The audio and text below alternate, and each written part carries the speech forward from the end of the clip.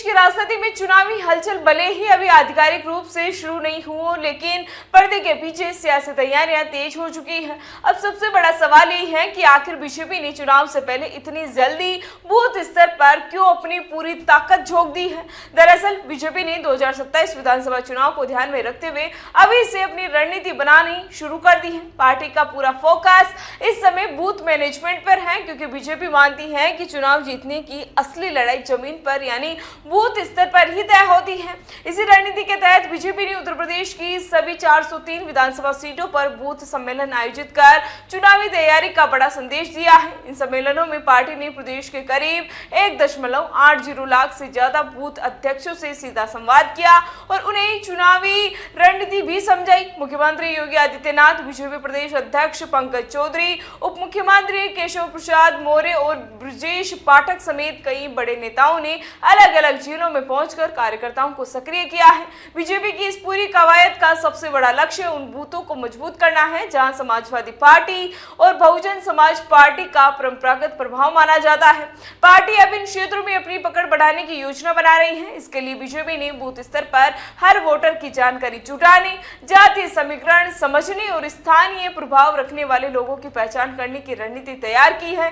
Party कार्यकर्ताओं को निर्देश दिए गए हैं कि वे हर बूथ पर मजबूत सामाजिक चेहरों की सूची भी तैयार करें। वही बीजेपी ने अपने कार्यकर्ताओं को बूथ जीता, चुनाव जीता और मेरा बूथ सबसे मजबूत जैसे नारों के साथ मैदान में उतारने का संदेश भी दिया है। पार्टी का मानना है कि अगर बूथ स्तर पर संगठन मजबूत होगा तो विधानसभा चुनाव में जीत की राह आसान भी हो जाएगी। इसी वजह से बूथ अध्यक्षों को माइक्रो मैनेजमेंट, मतदाता संपर्क और चुनावी तैयारियों की जिम्मेदारियां दी गई हैं। इसके अलावा सीएम योगी ने कहा कि कांग्रेस और समाजवादी पार्टी ने युवाओं और दलितों, वंचितों को भड़काना भी शुरू कर दिया है। सुनिए वीडियो।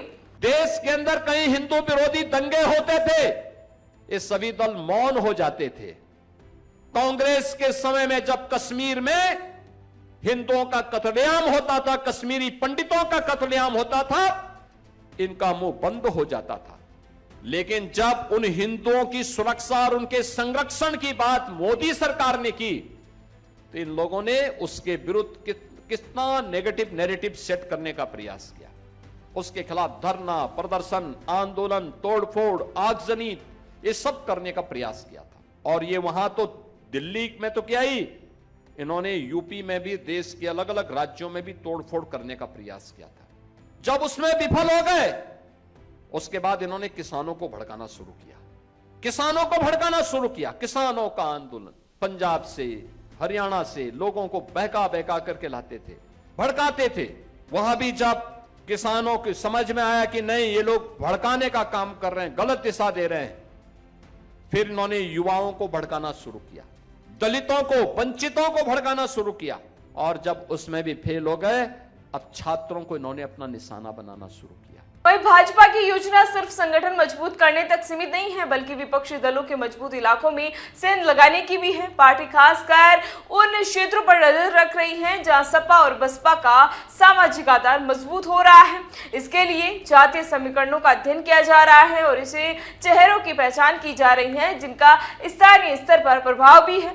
बीजेपी ने उत्तर प्रदेश में चुनावी तैयारियों का बिगुल काफी पहले बजा दिया है। पार्टी की रणनीति साफ है कि चुनाव आने तक हर बूथ पर मजबूत नेटवर्क तैयार कर लिया जाए। जहां विपक्ष मजबूत है वहां अपनी पकड़ बनाई जाए और जहां संगठन कमजोर है वहां उसे मजबूत किया जाए। अब देखने वाली बात यह होगी कि बीजेपी की यह बूथ रणनीति 2027 के चुनाव में कितना असर दिखाती है और क्या पार्टी अपने बूथ जीता, चुनाव जीता के फॉर्मूले से सत्ता की हैट्रिक लगाने में सफल होती है।